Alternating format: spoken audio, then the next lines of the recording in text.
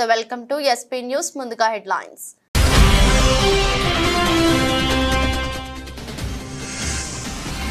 2024-25 budget కు ఆమోదం తెలిపిన తెలంగాణ మంత్రివర్గం సీఎం రేవంత్ రెడ్డి అధ్యక్షతన సమావేశమైన మంత్రివర్గం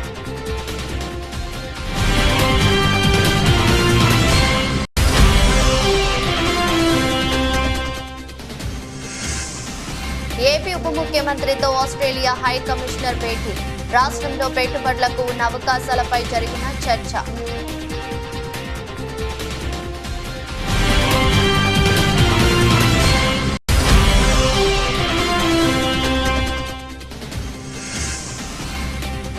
ప్రతిపక్ష నేతగా తొలిసారి అసెంబ్లీకి కేసీఆర్ బడ్జెట్ ప్రసంగం సమయంలో సభలో ఉండాలని నిర్ణయించుకున్న కేసీఆర్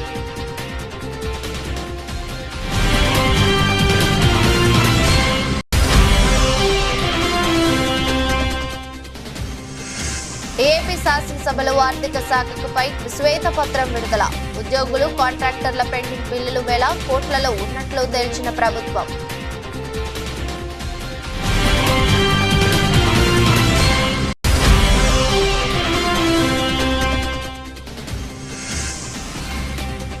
భారీ నష్టాల్లో స్టాక్ మార్కెట్లు సెన్సెక్స్ 538 పాయింట్ల పతనం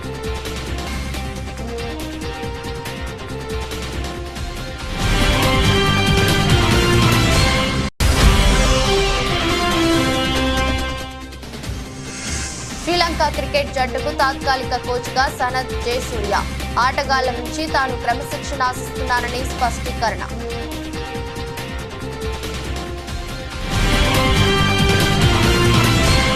రాష్ట్ర బడ్జెట్ కు తెలంగాణ మంత్రివర్గం గురువారం ఆమోదం తెలిపింది. బడ్జెట్ పద్దును గవర్నర్ కు ఉప ముఖ్యమంత్రి మల్లు బట్టి విక్రమార్క అందించనున్నారు. బడ్జెట్ పద్దును స్పీకర్, మండలి చైర్మన్ ముఖ్యమంత్రి రేవంత్ రెడ్డి కూడా అందించారు. ముఖ్యమంత్రి రేవంత్ రెడ్డి అధ్యక్షతన అసెంబ్లీ కమిటీ హాలులో రాష్ట్ర మంత్రివర్గం సమావేశమైంది. రాష్ట్ర బడ్జెట్ 2024-25కు ఆమోదం తెలిపింది. మధ్యాహ్నం 12 గంటలకు బట్టి విక్రమార్క బడ్జెట్ ను ప్రవేశపెట్టనున్నారు. ఆంధ్రప్రదేశ్ శాసనసభలో ఆర్థిక శాఖపై ప్రభుత్వం శ్వేతపత్రం విడుదల చేసింది. 2019-24 మధ్య 1,41,588 కోట్ల పెండింగ్ బిల్లులు ఉన్నట్లు గుర్తించారు. ఉద్యోగులు కాంట్రాక్టర్ల పెండింగ్ బిల్లులు 1,000 కోట్లలో ఉన్నట్లు ప్రభుత్వం తేల్చింది. పెండింగ్ బిల్లుల్లో 93,000 కోట్లు సిఎఫ్ఎంఎస్ లోకి అప్లోడ్ చేయలేదని ప్రభుత్వం పేర్కొంది. 48,000 కోట్ల మేర బిల్లులు అప్లోడ్ చేసినా చెల్లింపులు జరపలేదని తెలిపింది. నీటిపారుదల శాఖ పోలవరం బిల్లుల భారీగా పెండింగ్ లో ఉన్నట్లు వెల్లడించింది. వివిధ ప్రాజెక్టులకు చెందిన 19,324 కోట్ల మేర బకాయిలను గుర్తించారు. ఆర్థిక శాఖ నుంచి 19,549 కోట్ల బిల్లుల పెండింగ్ లో ఉన్నట్లు పేర్కొంది. పంచాయతీరాజ్ గ్రామీణాభివృద్ధి శాఖలో 14,000 కోట్లకు పైగా బకాయిలు ఉన్నట్లు పేర్కొంది. మున్సిపల్ శాఖలో 7,700 కోట్లకు పైగా బకాయిలను గుర్తించినట్లు పేర్కొంది. మాజీ ముఖ్యమంత్రి ప్రధాన ప్రతిపక్ష నేత కల్వకుంట్ల చంద్రశేఖరరావు తెలంగాణ అసెంబ్లీకి వచ్చారు. గురువారం ఉదయం అసెంబ్లీకి వచ్చిన ఆయనకు బీఆర్ఎస్ ఎమ్మెల్యేలు పూలబొకే ఇచ్చి స్వాగతం పలికారు. ప్రధాన ప్రతిపక్ష నేతగా తొలిసారి అసెంబ్లీకి కేసీఆర్ హాజరయ్యారు. 10 ఏళ్ల పాటు అధికారంలో ఉన్న బీఆర్ఎస్ గత ఎన్నికల్లో ఓటమిని చవిచూసింది. అనూహ్యంగా కాంగ్రెస్ గెలుపొందడం, రేవంత్ రెడ్డి సీఎంగా బాధ్యతలు స్వీకరించడం త్వరగా జరిగిపోయాయి. కాంగ్రెస్ అధికారంలోకి వచ్చిన తరువాత జరిగిన తొలి అసెంబ్లీ సమావేశాలకు ప్రధాన ప్రతిపక్ష నేత అయిన కేసీఆర్ గైహాజరయ్యారు. ఇక కొద్దిగా కోలుకున్న తర్వాత ఎమ్మెల్యేగా ప్రమాణ స్వీకారం చేసేందుకు కేసీఆర్ అసెంబ్లీకి వచ్చారు.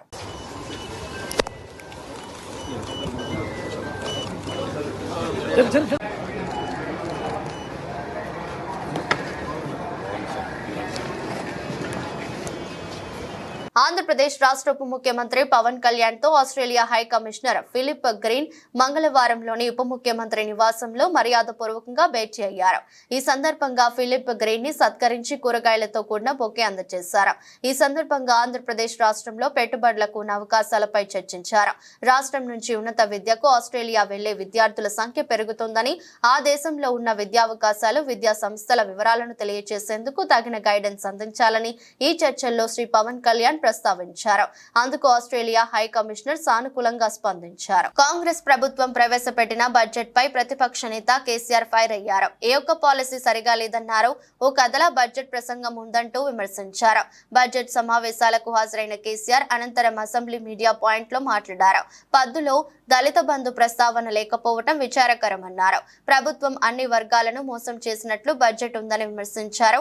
మత్స్యకారులకు భరోసా లేదని, రైతు బంధు ఎప్పుడు వేస్తారని ప్రస్తావనే లేదని దుయ్యబట్టారు. ప్రభుత్వానికి పాలసీ లేదని బడ్జెట్ చూసిన తర్వాత అర్థమైందన్నారు. ఒత్తి చెప్పడం తప్ప కొత్తది ఏమి లేదు. ఒత్తి పలుకులు పలకడం తప్ప కొత్తగా చెప్పింది ఏమి లేదు. ఏ ఒక కొత్త సంక్షేమ పథకం కానీ ఏది కూడా లేదు. మహిళల పట్ల కూడా చాలా స్పష్టంగా చెప్పాల్సిన అవసరం ఉండే. కానీ వాళ్ళు మేము 1,00,000 కోట్లు ఇస్తాం అన్ని రుణాలు, ఆ రుణాలు వీలేదో ఇస్తున్నట్టుగా అది ఆల్రెడీ ఉన్న స్కీమే, నథింగ్ న్యూ అబౌట్ ఇట్, ఏమి లేదు. వెరసి ఇష్యూ యాజ్ ఏ హోల్. దురదృష్టం ఏంటంటే, చాలా బ్యాడ్ లక్ ఏంటంటే, మేము కూడా ప్రభుత్వం ఏర్పడిన తర్వాత కనీసం ఒక 6 మాసాల సమయం వాళ్ళకి ఇవ్వాలని మేము అనుకున్నాం. నేను కూడా శాసనసభకు పెద్దగా రాలేదు. కానీ ఈరోజు బడ్జెట్ చూస్తే ఏ ఒక్క పాలసీ ఫార్ములేషన్ జరగలేదు. రాష్ట్రానికి సంబంధించినటువంటి ఏ ఒక్క విషయంలో కూడా ఈ అర్బక ప్రభుత్వం ఇప్పటి వరకు పాలసీ ఫార్ములేషనే చేసినట్టుగా కనపడతలేదు. వ్యవసాయం ఉంది, మాకు స్పష్టమైన అవగాహన ఉండే ఈ రాష్ట్రంలో వ్యవసాయ స్థిరీకరణ జరగాలని మేము 2 పంటలకు కూడా ఇచ్చినాం రైతు బంధు. వీళ్ళు ఎగ్గొడతామని చెప్తా ఉన్నారు. మేమేదో రైతులకు ఇచ్చిన డబ్బును దాన్ని పాడు చేసినాము, చెడగొట్టినాము, దుర్వినియోగం చేసామన్న పద్ధతిలో దురదృష్టకరమైన వ్యాఖ్యలు చేస్తూ ఉన్నారు. అంటే ఇది పూర్తిగా రైతు శత్రు ప్రభుత్వం అనేది తెలుస్తూ ఉంది. ధాన్యం కొనుగోలు చేయలేదు, విద్యుత్ సరఫరా చేయడం లేదు, నీరు సరఫరా చేయడం లేదు, చాలా ఇబ్బందులు పెడతా ఉన్నారు. ఇంకా రైతు భరోసా, రైతు బంధు గురించి ప్రస్తావనే లేదు. ఎప్పుడేస్తారని మా ఎమ్మెల్యేలు అడిగితే కూడా కనీసం సమాధానం చెప్తలేరు.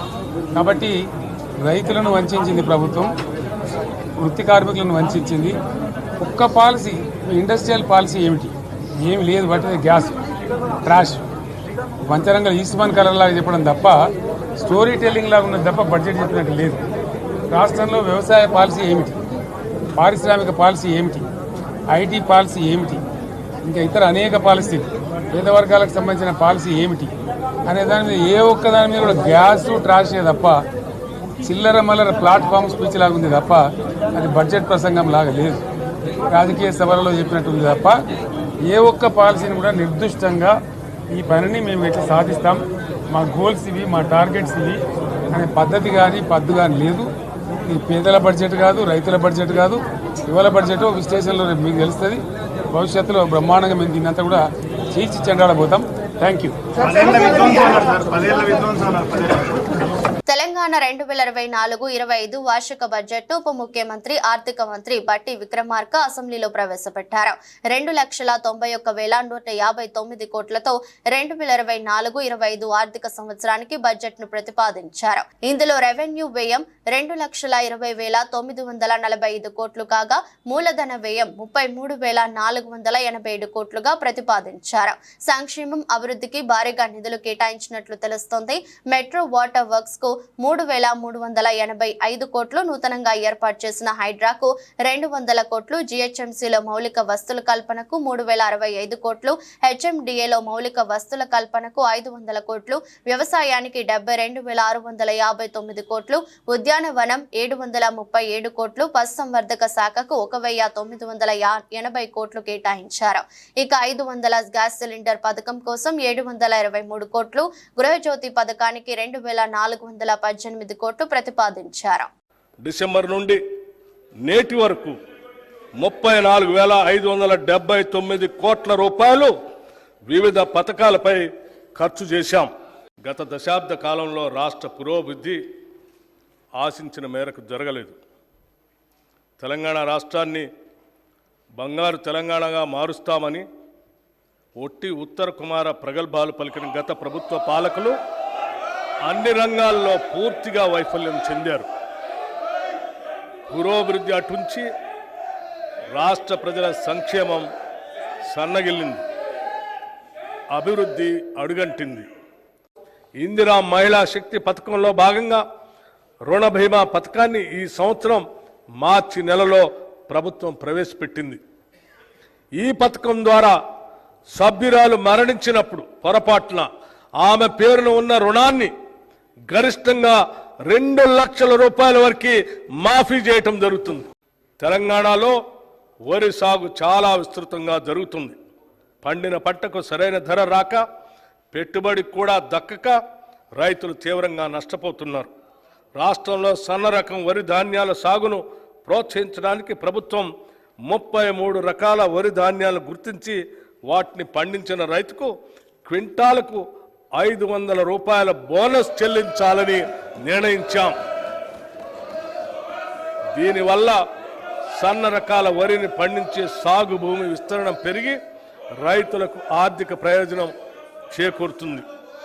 తెలంగాణలో బడే భాయ్ బీజేపీకి, చోటే భాయ్ కాంగ్రెస్ కి 8 ఎంపీ స్థానాలు గెలిచిన కేంద్ర ప్రభుత్వ బడ్జెట్ లో తెలంగాణకు నిధులు కేటాయించకపోవడం బాధాకరమని మాజీ ఎఫ్డీసీ చైర్మన్ వంటేరు ప్రతాప్ రెడ్డి పేర్కొన్నారు.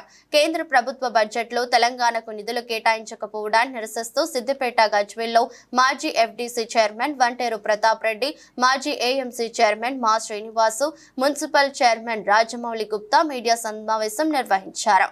ఈ సందర్భంగా ప్రతాప్ రెడ్డి మాట్లాడుతూ 50,000 కోట్ల రూపాయలను పోలవరానికి కేటాయిస్తే తెలంగాణకు జలాశయాలకు నిధులు విడుదల చేయకపోవడంపై ఎంపీలు నోరు మెదపకపోవడంపై బాధాకరమని అన్నారు. రేవంత్ రెడ్డి గారికి 8 సీట్లు కాంగ్రెస్ పార్లమెంట్లో బిల్లు ప్రవేశపెడతా ఉంటే, పార్లమెంట్లో బడ్జెట్ ప్రవేశపెడతా ఉంటే 8 మంది ఉన్న కాంగ్రెస్ ఎంపీలు మాట్లాడరు, 8 మంది ఉన్నటువంటి బీజేపీ ఎంపీలు మాట్లాడరు.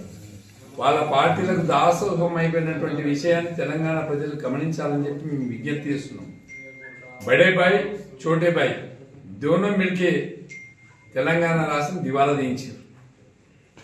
ఇలా 8 నెలల కింద తెలంగాణ రాష్ట్రం ఏర్పడక ముందుకు తెలంగాణ ఆదాయం నెలకి 14,000 కోట్ల ఆదాయం ఉంటే ఇవాళ 12,000 కోట్లకు వచ్చింది. 2,000 కోట్ల దివాలా తీయించినటువంటి గణనాయకుడు ఎవరైనా రేవంత్ రెడ్డి గారు. ఇవాళ తెలంగాణ రాష్ట్రానికి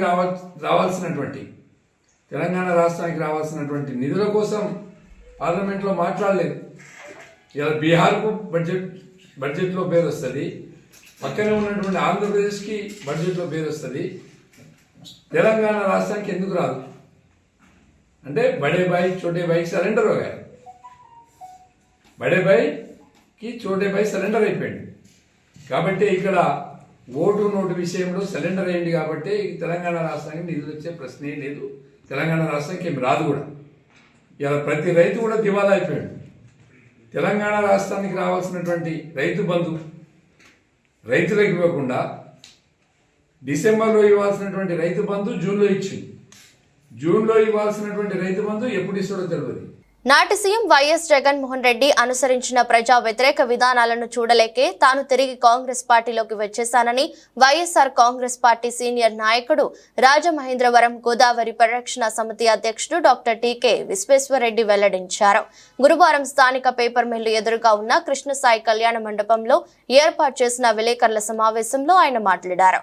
తొలుత నగర కాంగ్రెస్ అధ్యక్షుడు బాలేపల్లి మురళీధర్ మాట్లాడుతూ గత 30 ఏళ్లుగా కాంగ్రెస్ పార్టీలో వివిధ పదవులు నిర్వహించి అటు పార్టీకి ప్రజలకు సేవలు అందించిన డాక్టర్ విశ్వేశ్వరరెడ్డి తిరిగి సొంత గూటికి రావడం శుభ పరిణామమని వ్యాఖ్యానించారు. డాక్టర్ విశ్వేశ్వరరెడ్డికి సాదర స్వాగతం పలికారు. రాబోయే రోజుల్లో రాష్ట్రంలోనూ కేంద్రంలోనూ కాంగ్రెస్ హవా ఖాయమని షర్మిలారెడ్డి ఈసారి సీఎం కాగలరని ధీమా వ్యక్తం చేశారు. ఇంకా బలోపేతం చేయాలి కాంగ్రెస్ పార్టీ అనే ఉద్దేశంతో షర్మిలా గారి యొక్క నాయకత్వం రత్న భవన్ విజయవాడలో మన పిసిసి అధ్యక్షురాలు షర్మిలారెడ్డి గారి యొక్క సమక్షంలో మన మార్టిన్ గారు అలాగే మిగతా నాయకుల యొక్క సమక్షంలో అక్కడ కాంగ్రెస్ పార్టీలో జాయిన్ అవ్వడం జరిగింది. మరి మీ అందరికీ తెలుసు, మధ్యలో కాంగ్రెస్ పార్టీలో నేను టౌన్ సెక్రటరీ నుంచి రాష్ట్ర సెక్రటరీ వరకు అనేక హోదాల్లో పదవులు నిర్వహించడం జరిగింది. అలాగే సేవాదళ తరపున కూడా చాలా కార్యక్రమాలు చేయడం కూడా జరిగింది. రాజమండ్రిలో కాంగ్రెస్ పార్టీ తరఫున అనేక సేవా కార్యక్రమాలు చేసి అనేక మందికి ఇళ్ల పట్టాలు, అలాగే లోన్స్, కుట్టు శిక్షణ కేంద్రాలు, ఇలాగ అనేక కార్యక్రమాలు కాంగ్రెస్ పార్టీలో ఉండి చేయటం జరిగింది. రాజశేఖర రెడ్డి గారు చనిపోయిన తర్వాత వాళ్ళ అబ్బాయి ఒంటరిగా ఉన్నాడు. అతనికి మనం కూడా చేదోడుగా ఉండాలని చెప్పి వైఎస్ఆర్ కాంగ్రెస్ పార్టీలోకి ఆయనతో పాటు జగన్ గారితో పాటు పిసిసి సెక్రటరీకి రిజైన్ చేసి వైఎస్ఆర్ పార్టీలోకి వెళ్ళటం జరిగింది. కానీ మరి జగన్మోహన్ రెడ్డి గారు మనం ఎంతసేపు రాజశేఖర రెడ్డి గారిని దృష్టిలో పెట్టుకుని జగన్మోహన్ రెడ్డి గారు కూడా వాళ్ళ అబ్బాయి కాబట్టి అదే రకంగా ఉంటాడనే ఫీలింగ్ తోటి ఆయనతో ప్రయాణం చేయడం జరిగింది. కానీ జగన్మోహన్ రెడ్డి గారికి మరి రాజశేఖర రెడ్డి గారిలో ఉన్నటువంటి క్వాలిటీస్ కానీ ఆ హెల్పింగ్ నేచర్ కానీ అవన్నీ ఏమి లేవు. రైల్వే ప్రయాణికులకు గుడ్ న్యూస్.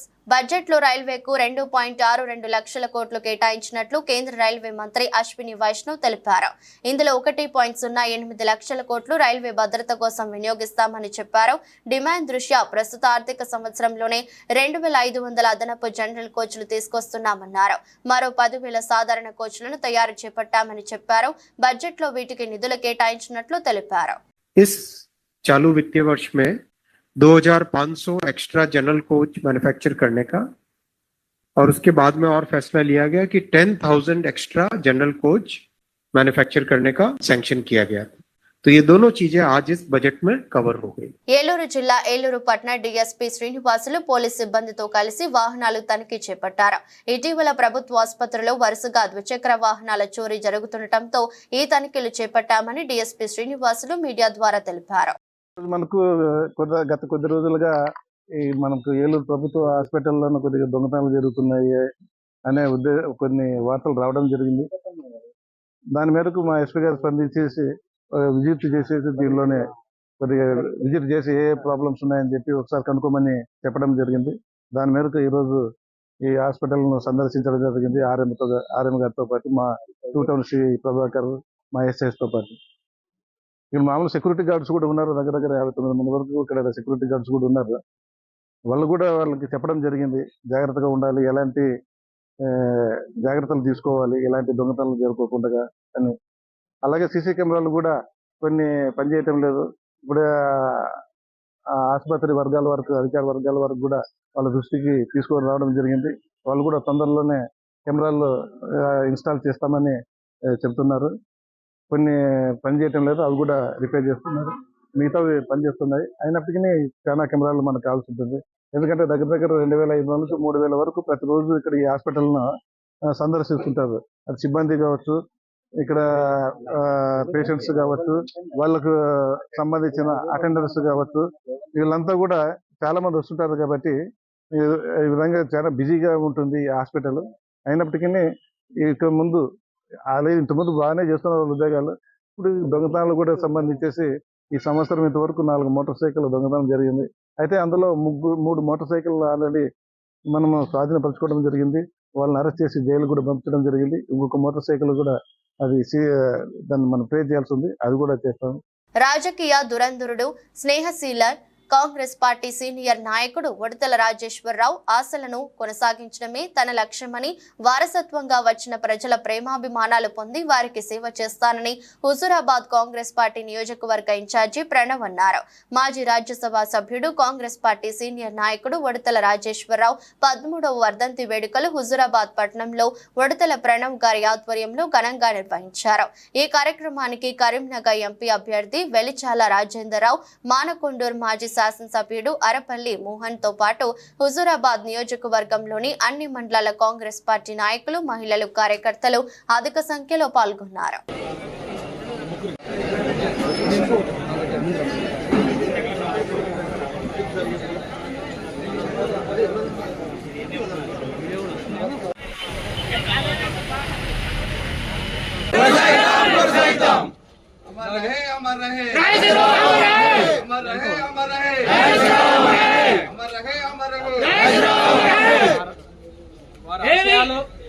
ఏదైతున్నాయో నాకు శక్తివంతన కృషి చేస్తూ మీ అందరి ప్రోత్సాహంతో, మీ అందరి సపోర్ట్తోని ఇట్లనే ముందుకు పోవాలి మీ అందరూ. దివ్యాంగులపై అనుచిత వ్యాఖ్యలు చేసిన ఐఏఎస్ అధికారి స్మితా సబర్వాల్ తన వ్యాఖ్యలను వెనక్కి తీసుకోవడంతో పాటు బహిరంగంగా క్షమాపణ చెప్పాలని దివ్యాంగుల నెట్వర్క్ జిల్లా కన్వీనర్ ఇనుముల సతీష్ డిమాండ్ చేశారు. మంతనిలోని ప్రెస్ క్లబ్ లో గురువారం ఏర్పాటు చేసిన విలేకరుల సమావేశంలో మాట్లాడుతూ లక్షలాది మంది దివ్యాంగుల్లో ఆత్మవిశ్వాసాన్ని పెంపొందించాల్సిన ఐఏఎస్ అధికారి స్మితా సబర్వాల్ వారు మనోధైర్యాన్ని కోల్పోయే విధంగా సోషల్ మీడియా వేదికగా ఆయన ట్విట్టర్ ద్వారా మాట్లాడటం బాధాకరమన్నారు. ఐపీఎస్ ఐఏఎస్ లో దివ్యాంగులకు సైతం రిజర్వేషన్ కల్పించాలని సూచించాల్సింది పోయి ఐఏఎస్ లో దివ్యాంగులకు రిజర్వేషన్ ఎందుకని మాట్లాడటం మమ్మల్ని ఎంతగానో బాధించిందన్నారు. లక్షలాది మంది దివ్యాంగుల్లో ఆత్మవిశ్వాసాన్ని పెంపొందించాల్సినటువంటి అధికారులు ఏదైతే వారిలో ఒక మనోధైర్యాన్ని కోల్పోయే విధంగా వ్యాఖ్యలు చిత్తూరు ద్వారా చేసినటువంటి స్మితా సబర్వాల్ చేసిన వ్యాఖ్యలు కూడా మంచి రోజుగా దివ్యాంగుల పక్షాన్ని మేము తీవ్రంగా ఖండిస్తూ ఉన్నాం. ఒక ఐఏఎస్ అధికారినే ఉండి గత ప్రభుత్వంలో కీలకంగా వ్యవహరించిన అహంతో మాట్లాడిందా లేదా తనకే పూర్తి స్థాయి అధికారులను మాట్లాడిందా తెలియదు. కానీ భారత రాజ్యాంగం, పార్లమెంటు, శాసనసభలు, లోకసభలో మా యొక్క దివ్యాంగుల సంక్షేమం కోసం ఉన్నటువంటి హక్కులను కాలరాసే విధంగా మాట్లాడిన వ్యాఖ్యలు మేము తీవ్రంగా ఖండిస్తూ ఉన్నాం. ఎవరైతే వికలాంగులకు సంబంధించిన దివ్యాంగులకు సంబంధించినటువంటి ఐఏఎఫ్ఎస్లు కానీ ఐపీఎస్లలో ఎందుకు లేవని ప్రశ్నించాల్సిన ఒక ఐఏఎస్ అధికారి ఐఏఎస్లలో ఉండమని చెప్పేసి మాట్లాడడాన్ని మేము తీవ్రంగా ఖండిస్తూ ఎంతోమంది లక్షలాదిగా మందిగా ఉన్నటువంటి మా వికలాంగుల్లో ఒక నైరాశ్యం నింపింది ఆ వ్యాఖ్యలు. కాబట్టి దీనిపై మేము తీవ్రంగా ఖండిస్తూ ఉన్నాం. వెంటనే మా తెలంగాణకు సంబంధించినటువంటి వికలాంగుల సమాజానికి కూడా ఆమె బహిరంగంగా క్షమాపణ చెప్పాలని చెప్పేసి గత వారం రోజులుగా మామూలు చేస్తున్నా కూడా ఇప్పటి వరకు ఆమెలో స్పందన లేదు, ప్రభుత్వంలో కూడా స్పందన అని చెప్పేసి ఈ సందర్భంగా తెలియజేస్తా ఉన్నాం. ఏదైతే ఆమె మీద వెంటనే వికలాంగుల చట్టం సెక్షన్ 92 ప్రకారం కేసు నమోదు చేయడమే కాకుండా ఏదైతే భారత శిక్షా స్మృతి దాని ప్రకారంగా మన కొత్తగా వచ్చిన చట్టాల ప్రకారం కూడా ఆమె మీద కేసు నమోదు చేయాలి. అదేవిధంగా ఆ యొక్క ఏదైతే ప్రవర్తన నియమావళి, ఉద్యోగుల ప్రవర్తన నియమావళి కింద ఆమె మీద శాఖాపరమైన చర్యలు కూడా తీసుకోవాలని చెప్పేసి కూడా ఈ సందర్భంగా ప్రభుత్వాన్ని డిమాండ్ చేస్తూ ఎవరైనా దివ్యాంగులను కించపరిచినా ఏది చేసినా మా తెలంగాణ ఉన్న అదేవిధంగా మా మట్టిని కానీ పెద్దపల్లి జిల్లాలో ఉన్నటువంటి దివ్యాంగుల సమాజం ఎవరు కూడా ఊరుకోరని, కాబట్టి దివ్యాంగుల మీద కామెంట్ చేసినప్పుడు చాలా ఆచితూచి వ్యవహరించాలని చెప్పేసి కూడా ఈ సందర్భంగా సూచిస్తూ స్మితా సబర్వాల్ గారు వెంటనే బహిరంగంగా మరొకసారి దివ్యాంగుల సమాజం మీద చేసినటువంటి వ్యాఖ్యలు ఉపసంహరిస్తూ ఆమె క్షమాపణ చెప్పని చెప్పి కూడా ఈ సందర్భంగా డిమాండ్ చేస్తా ఉన్నాం. పార్లమెంట్ లో ప్రవేశపెట్టబడిన బడ్జెట్ వ్యవసాయ రంగానికి తీవ్ర అన్యాయం చేశారని వ్యవసాయ కార్మిక సంఘం ఖమ్మం జిల్లా కార్యదర్శి పొన్నం వెంకటేశ్వరరావు విమర్శించారు. ప్రపంచంలో అత్యధిక వ్యవసాయ సాగు విస్తీర్ణంలో మొదటిది మన దేశమని అన్నారు. దేశస్థుల జాతీయ ఉత్పత్తిలో 15% వ్యవసాయ రంగానిదే అయినప్పటికీ ఆ రంగాన్ని కేంద్ర ప్రభుత్వం గతంలో లాగా పట్టించుకోలేదని 48 లక్షల కోట్ల బడ్జెట్ లో 1.52 లక్షల కోట్లు కేటాయించి చేతులు దులిపేసుకుందని విమర్శించారు. రైతు పండించిన పంటలకు మద్దతు ధరల ప్రస్తావన లేదని అన్నారు. స్వామినాథన్ సిఫార్సులు అమలు చేస్తూ అన్ని పంటలకు కనీస మద్దతు ధరలు నిర్వహించి చట్టబద్ధత కల్పించాలని కోరుతున్నారు. వర్గాలకు లాభం చేకూర్చేటటువంటి బడ్జెట్గా ఉండేది ఇప్పుడు కేవలం కార్పొరేట్ వర్గాలకు మాత్రమే కాదు, ఏదైతే బీజేపీ పాలిత రాష్ట్రాలు ఉన్నాయో ఆ రాష్ట్రాలకు ఎక్కువ నిధులు కేటాయించారు. చివరకు బీజేపీ పాలిత రాష్ట్రాల కన్నా బీజేపీకి సపోర్ట్ చేసే పాలిత రాష్ట్రాలకు నిధులు కేటాయించినట్టుగా కనపడతా ఉంది. అశ్రద్ధ పక్షపాతంతో కూడుకున్న బడ్జెట్ పేదవాళ్ళకి, వ్యవసాయ కార్మికులకు, రైతులకు వ్యతిరేకమైనటువంటి బడ్జెట్. ఆహార భద్రతకి భంగం వాటిల్లుతోంది, ఉపాధి హామీకి నష్టం వాటిల్లుతోంది, రైతాంగానికి సబ్సిడీలు కట్ అవుతున్నాయి. అందుకోసం ఈ బడ్జెట్ని వ్యతిరేకిస్తూ ఈ నిరసన కార్యక్రమం. నిన్న నిర్మలా సీతారామన్ గారు పెట్టిన బడ్జెట్ ప్రజా వ్యతిరేకమైంది, రైతు వ్యతిరేకమైంది, వ్యవసాయ కార్మికులకు వ్యతిరేకంగా ఉంది. ఈరోజు కేంద్రంలో 45 లక్షల కోట్ల రూపాయల బడ్జెట్లో ఆహార భద్రత తగ్గించడం అంటే సుమారు 80 కోట్ల మంది ప్రజలకి ఆహార భద్రత కల్పిస్తున్న ఈ యొక్క ప్రభుత్వం ఈరోజు ఆహార భద్రతకి డబ్బు కేటాయించకుండా సబ్సిడీలు తగ్గించడం వల్ల రేపు రేషన్ షాపులు దివాలా తీసి అనేక మంది ఇప్పటికే రక్తహీనతతో బాధపడుతున్న మహిళలు కానీ, రక్తహీనతతో బాధపడుతున్న అనేక మంది కూలీలు చనిపోయే ప్రమాదం ఉంది. అందుకని వారి ఆరోగ్యాలు బాగుండాలన్నా, వారి జీవనం బాగుండాలన్నా ఏదైతే తగ్గించిన బడ్జెట్ ఉందో దాన్ని వెంటనే పెంచాలని చెప్పేసి ఆహార భద్రతకు బడ్జెట్ పెంచాలి, ఉపాధికి బడ్జెట్ పెంచాలి, వ్యవసాయ రంగానికి బడ్జెట్ కేటాయింపులు పెంచాలని చెప్పేసి వ్యవసాయ కార్మిక సంఘం మేము డిమాండ్ చేస్తూ ఈ బడ్జెట్ను తీవ్రంగా వ్యతిరేకిస్తూ ఉన్నాం. వెంటనే సవరించి అన్యాయం. దేశీయ స్టాక్ మార్కెట్లు గురువారం భారీ నష్టాల్లో ప్రారంభమయ్యాయి. బడ్జెట్ 2024 తర్వాత నిఫ్టీ నెలవారీ గడువు నేడు ముగుస్తుంది. దీంతో ఈ రోజు ట్రేడింగ్ భారీ పతనంతో ప్రారంభమైంది. ఈ క్రమంలో ఉదయం 9.35 గంటల నాటికి సెన్సెక్స్ 552 పాయింట్లు కోల్పోయి 79,600 స్థాయిలో ఉండగా నిఫ్టీ 154 పాయింట్లు నష్టపోయి 24,263 పరిధిలో ఉంది. మరోవైపు బ్యాంక్ నిఫ్టీ 538 పాయింట్లు తగ్గి 50,786 స్థాయికి చేరుకోగా నిఫ్టీ మిడ్ క్యాప్ 100 సూచి 290 పాయింట్లు పతనమై 56,578 పరిధిలో కొనసాగుతోంది. గ్లోబల్ మార్కెట్ నుంచి వెలువడుతున్న ప్రతికూల సంకేతాల మధ్య భారత స్టాక్ మార్కెట్ కూడా నేడు ప్రతికూల ధోరణిలో కొనసాగుతోంది. ఈ క్రమంలో Axis bank, Hindalco, Shriram finance, Tata steel, Divi's labs కంపెనీల స్టాక్స్ టాప్ 5 నష్టాల్లో ఉండగా SBI life insurance, LNT, Tata motors, ONGC, Britannia సంస్థల స్టాక్స్ టాప్ 5 లాభాల్లో ఉన్నాయి. FY25 మొదటి త్రైమాసికంలో తన ఆదాయాలను నివేదించిన తర్వాత యాక్సిస్ బ్యాంక్ షేర్ ధర గురువారం ప్రారంభ ట్రేడ్లో 5% పైగా పడిపోయింది. బీఎస్ఈలో యాక్సిస్ బ్యాంక్ షేర్లు 5.76% క్షీణించి ఒక్కొక్కటి 1,168.25కి చేరుకున్నాయి. ఇప్పటి తరం క్రికెటర్లలో అనేక మంది ఫ్యాషన్ ఐకాన్లుగా నిలుస్తారు. చిత్ర విచిత్రమైన హెయిర్ స్టైల్స్, టాటూలు, చెవులకు రింగులు, ముక్కు పుడకలు ధరిస్తూ పలువురు క్రికెటర్లు అందరి దృష్టిని ఆకర్షిస్తుంటారు. అయితే శ్రీలంక క్రికెట్ జట్టు తాత్కాలిక కోచ్, బ్యాటింగ్ దిగ్గజం సనత్ జయసూర్య ఆలోచనలు మరోలా ఉన్నాయి. క్రికెట్ అనేది జెంటిల్మెన్ క్రీడ అని, యువ ఆటగాళ్లకు క్రమశిక్షణ అవసరమని జయసూర్య అభిప్రాయపడ్డారు. అంతేకాదు ఆటగాళ్లందరూ జుట్టు కత్తిరించుకుని సాధారణ హెయిర్ స్టైల్ ను అనుసరించాలని సూచించాడు. క్రికెటర్లు నీట్ గా ఉండడం అవసరమని, అభిమానులు తమను గమనిస్తుంటారన్న విషయాన్ని క్రికెటర్లు గుర్తించాలని జయసూర్య పేర్కొన్నారు. తాను ప్రస్తుతం శ్రీలంక జట్టుకు తాత్కాలిక కోచ్గా మాత్రమే ఉన్నానని, ఆటగాళ్లు క్రమశిక్షణతో ఉండాలని కోరుకుంటానని తెలిపాడు. టీమిండియాతో Sri Lanka T20 series, one day series ఆడనున్న నేపథ్యంలో జయసూర్య వ్యాఖ్యలు ప్రాధాన్యత సంతరించుకున్నాయి. జయసూర్య వ్యాఖ్యలను శ్రీలంక ఆటగాళ్లు ఎంతవరకు పాటిస్తారన్నది ఆసక్తి కలిగిస్తోంది. వార్తలు ముగించే ముందు మరోసారి హెడ్లైన్స్.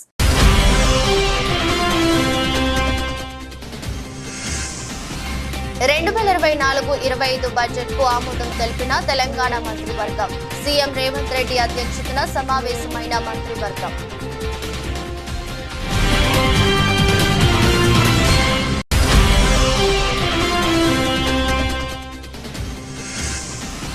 ఏపీ ఉప ముఖ్యమంత్రితో ఆస్ట్రేలియా హై కమిషనర్ భేటీ. రాష్ట్రంలో పెట్టుబడులకు ఉన్న అవకాశాలపై జరిగిన చర్చ.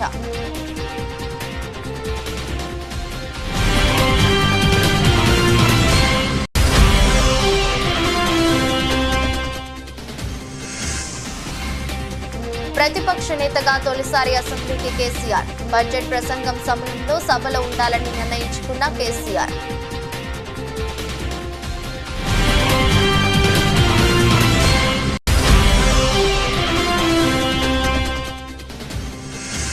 ఏపీ శాసనసభలో ఆర్థిక శాఖపై శ్వేతపత్రం విడుదల. ఉద్యోగులు, కాంట్రాక్టర్ల పెండింగ్ బిల్లులు వేల కోట్లలో ఉన్నట్లు తేల్చిన ప్రభుత్వం.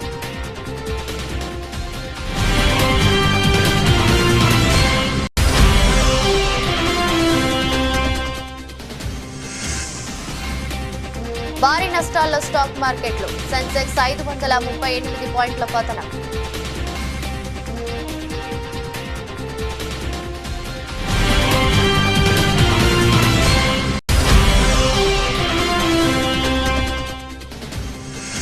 శ్రీలంక క్రికెట్ జట్టుకు తాత్కాలిక కోచ్గా సనత్ జయసూర్య. ఆటగాళ్ల నుంచి తాను క్రమశిక్షణ ఆశిస్తున్నానని స్పష్టీకరణ.